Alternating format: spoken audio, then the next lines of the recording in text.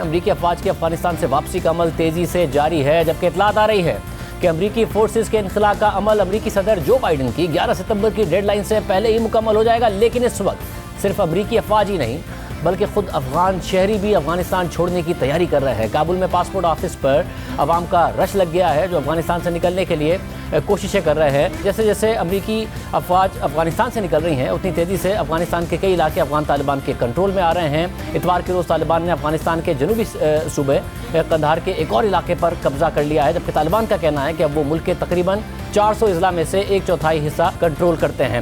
کیا معاملہ ہے؟ نمائندہ جیو نیوز اعزاز سید اس وقت کابل میں ہی موجود ہیں، ان سے جانتے ہیں۔ بہت شکریہ اعزاز سید، ذرا آپ سے جو گفتگو ہوئی ہماری اس حوالے سے بتائیے گا کہ کیا خوف کا ماحول ہے کابل میں؟ اس وقت کیا ماحول ہے؟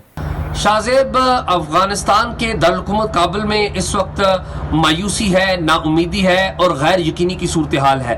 عام جو شہری ہے وہ پریشان ہے کہ ملک کی جو سیکیورٹی کی صورتحال ہے وہ خراب ہے، اور عام شہری جو کابل میں بستا ہے وہ یہ خیال کرتا ہے کہ اگر یہاں پر سیکیورٹی کی صورتحال خراب ہوئی تو اس کی زندگی کا جو مستقبل ہے وہ خراب ہو سکتا ہے۔ یہ ایک اوورآل نا امیدی اور مایوسی کی صورتحال ہے۔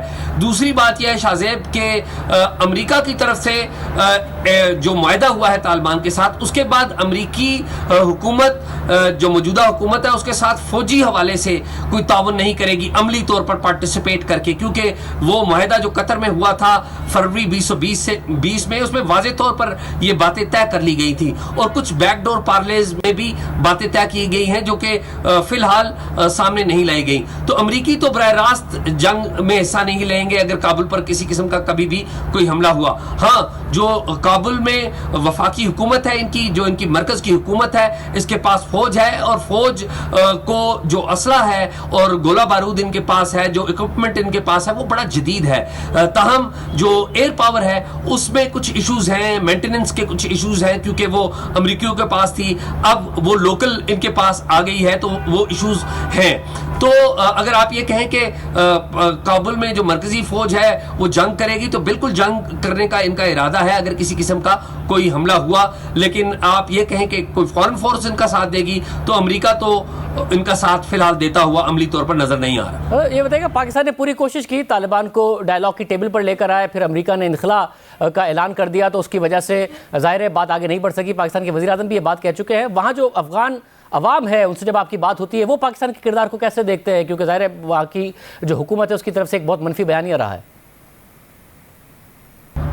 جی شاہزیب، کابل میں جو اکثریتی لوگ ہیں ان کی رائے پاکستان اور پاکستانیوں کے بارے میں کوئی اتنی زیادہ مثبت نہیں ہے بلکہ ناقدانہ ہے، کیونکہ یہاں پر لوگوں کو بتایا گیا ہے کہ جو طالبان ہیں ان کو پاکستان کی پشت پناہی حاصل ہے، ماضی میں بھی رہی ہے اور اب بھی ہے۔ یہ الگ بات کہ پاکستان اب ایک پالیسی اناؤنسمنٹ دے چکا ہے کہ ہم طالبان کی ساتھ نہیں ہے یا اس طرح سے طالبان کی پشت پناہی نہیں کر رہے، یہ ایک الگ معاملہ ہے۔ لیکن یہاں پر تاثر یہی ہے کہ جو افغانستان کے اندر کوئی امن عامہ کا معاملہ ہوتا ہے تو پاکستان پر الزام دھر دیا جاتا ہے، تو اس کا تاثر ظاہر ہے عوام کے اوپر ہے۔ لیکن ایک طبقہ، ایک قابل ذکر طبقہ ایسا بھی ہے جو پاکستان میں رہا ہے، مہاجر بن کے پاکستان میں گیا تھا، وہاں سے اچھی یادیں ان کی وابستہ ہیں۔